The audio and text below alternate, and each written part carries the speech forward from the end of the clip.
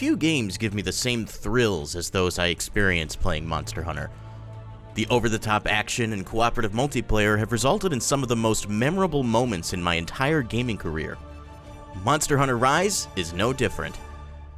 The latest entry in the long-running series hit Nintendo Switch on March 26, 2021, and it boasts a variety of new features, while also taking some away from past releases, such as the juggernaut Monster Hunter World. But does Rise rise to the occasion, or simply make me wish I was playing Monster Hunter World instead? Well, it's not that simple. For the uninitiated, Monster Hunter is a cooperative multiplayer experience in which you and up to 3 other hunters take on quests to fight large and imaginative monsters. Defeating monsters, gathering materials, and crafting new and improved armor and weapons is the core gameplay loop of each Monster Hunter game.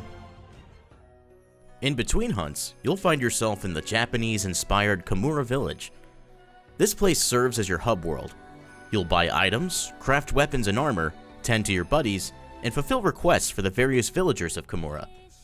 For the first time in Monster Hunter history, when playing online, you can see your fellow hunters in the village as well as the Gathering Hub, the location you'll go to when you want to take on multiplayer quests. The best part of this area is just how snappy it is. You can instantly teleport to any location by simply holding the minus button and selecting your destination. You'll instantly appear there with no loading screen. This is an incredible time saver and makes World feel like you're always going up the slowest escalator. While I would have appreciated a more sprawling town such as Astera from World, this more compact village gets me where I need to go quicker, and that serves the portable nature of this entry so much more. There is no traditional level up system, as your improvements come solely from the gear that you craft. It is theoretically possible to defeat monsters that are currently much stronger than your gear should allow, and it's that kind of freedom of choice and expression that makes Monster Hunter so appealing. Monster Hunter Rise features 14 different weapon classes that all play differently from one another. Some are slow and heavy hitters, such as the Great Sword and Hammer, and others are fast and deal lighter damage, such as the Sword and Shield and Dual Blades. There are so many combinations of weapons that a party of 4 can have that no 2 hunts will ever really feel the same. If you're new to Monster Hunter, I definitely suggest taking on the Sword and Shield. It's a simple on the surface class that's great for new hunters because it's quick, gives you access to a shield, and the unique ability to utilize items while your weapon is still drawn. If you're like me though, you probably prefer slower weapons with heavier damage. Who doesn't like throwing around a club 5 times the size of your head? If that sounds like you, I'd suggest trying out the Hammer. The Hammer is the pure fundamentals weapon class. You deal heavy damage, but also must be prepared to take it. This weapon relies on attacking the monster's face with slow combos and charge attacks to deal the most damage.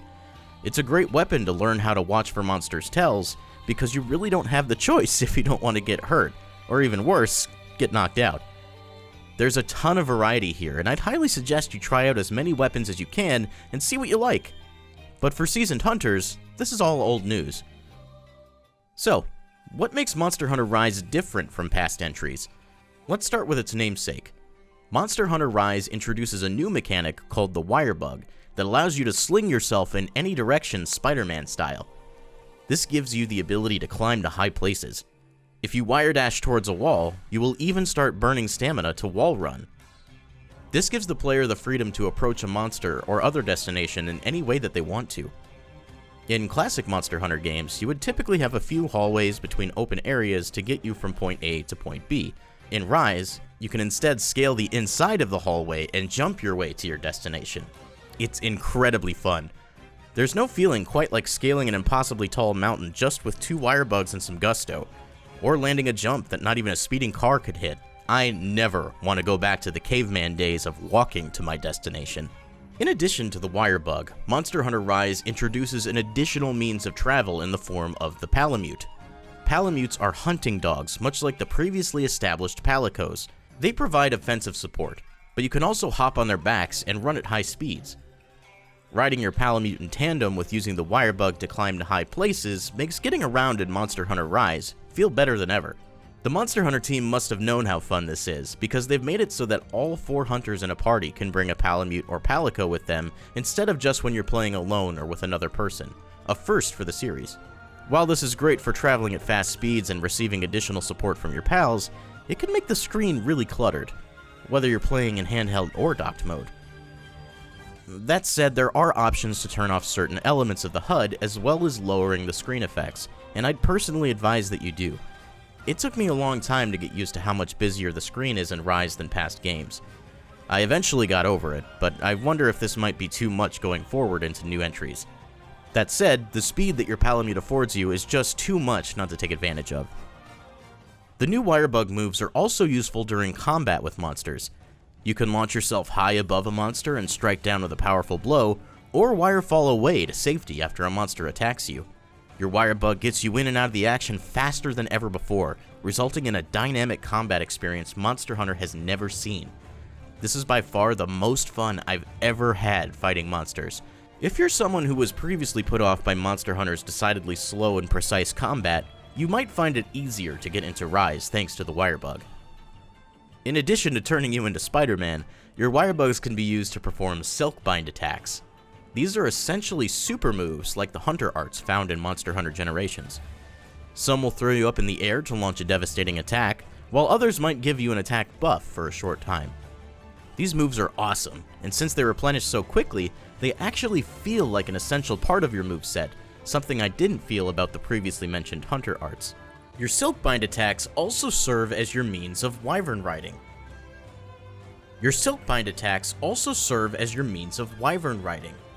After dealing enough damage with Silkbind and jumping attacks, you'll be given the opportunity to hop on the monster's back and use its power as your own.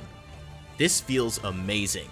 Wrangling these monsters and using their powers for our own hunting gains is fantastic. You can use weak or strong attacks against other monsters, and once you've dealt enough damage, you can utilize a super strong mounted Punisher attack. If you've got no other monsters around you to fight back with, you can simply ram the monster into a wall for as many times as you can use your Wirebug.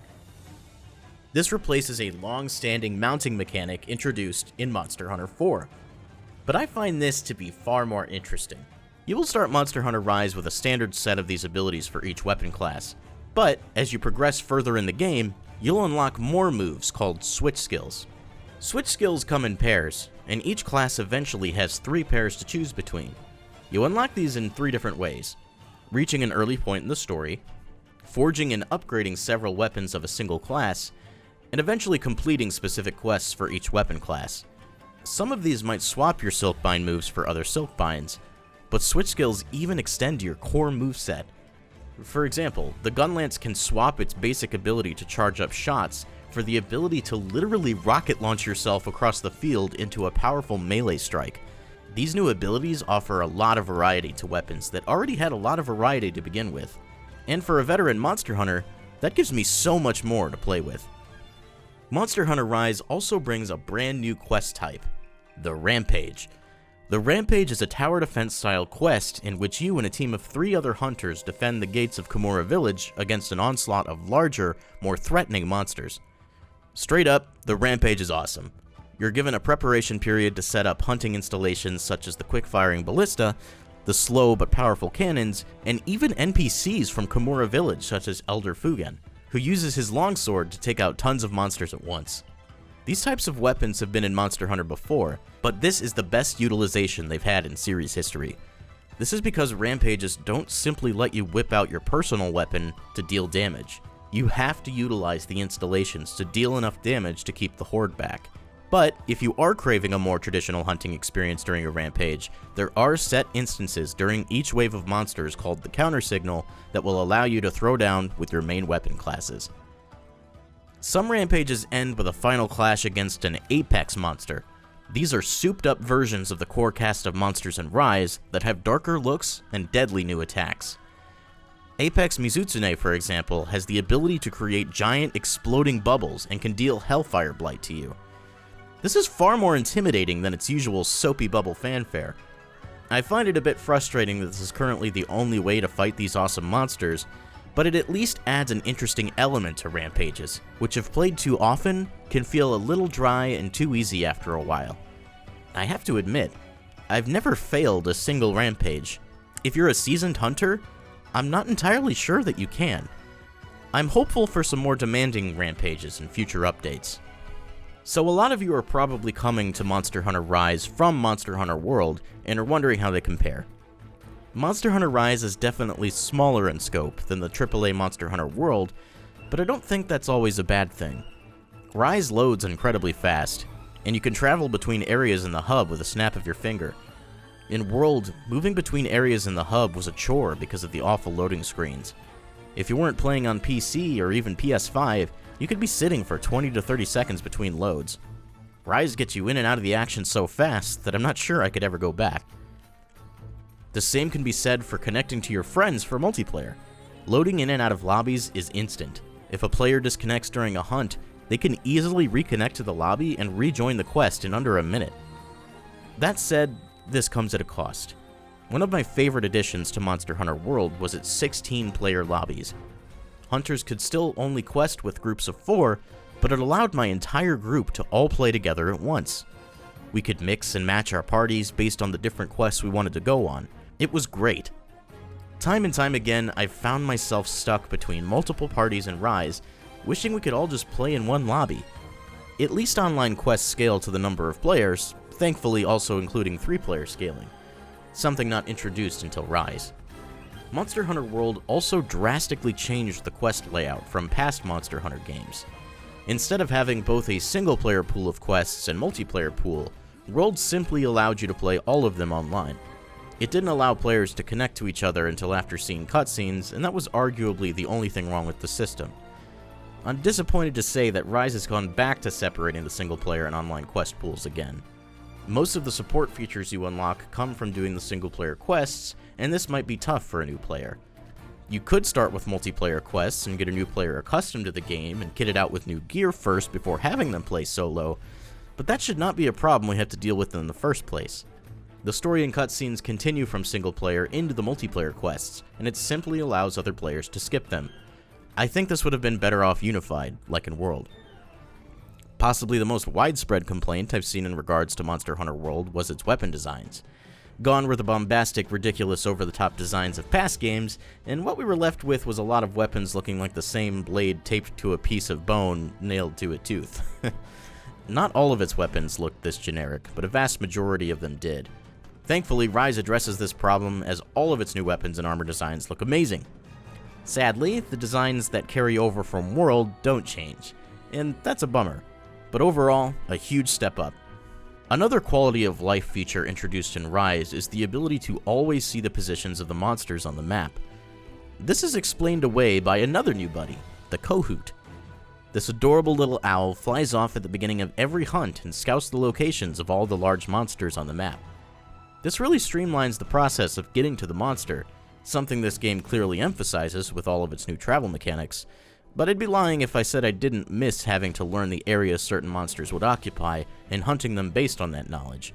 It's a fairly minor thing in the grand scheme, and the game is probably better off without it.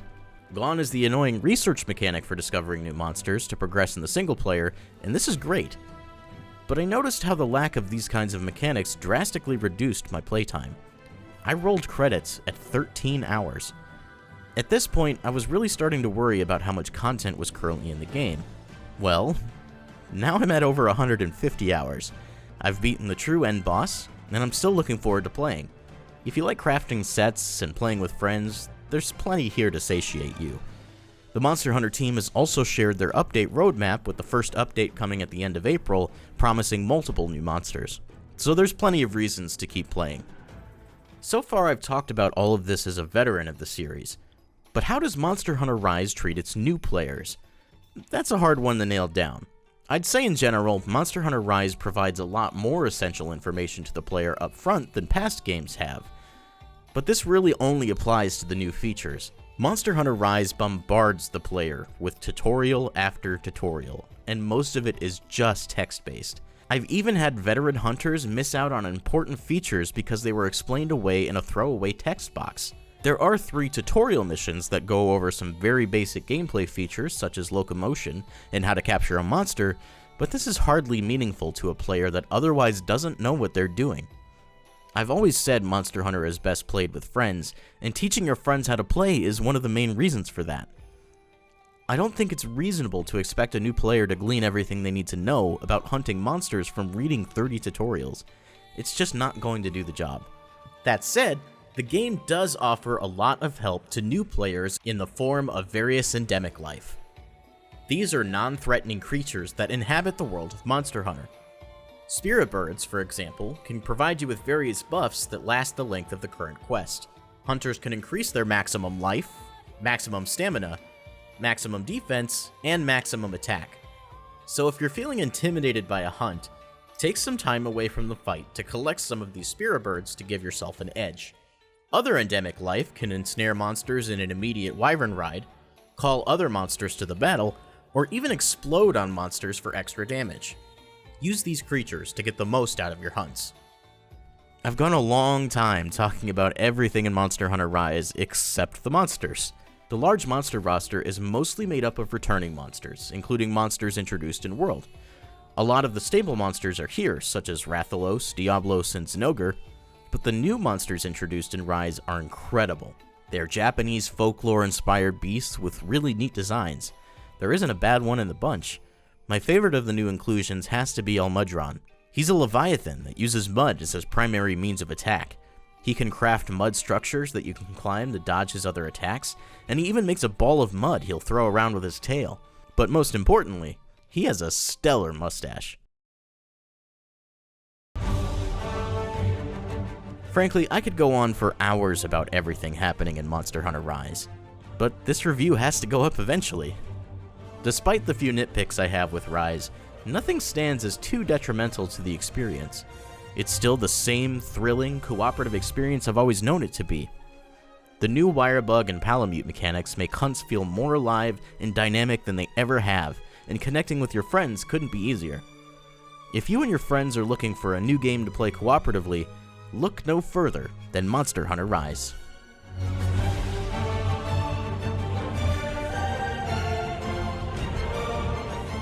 That wraps up our review of Monster Hunter Rise on Nintendo Switch. Make sure to subscribe to Good Vibes Gaming for more reviews just like this one. We're fully Patreon funded and would really appreciate it if you would check out our page at patreon.com/gvgaming for more info. Good vibes, everybody.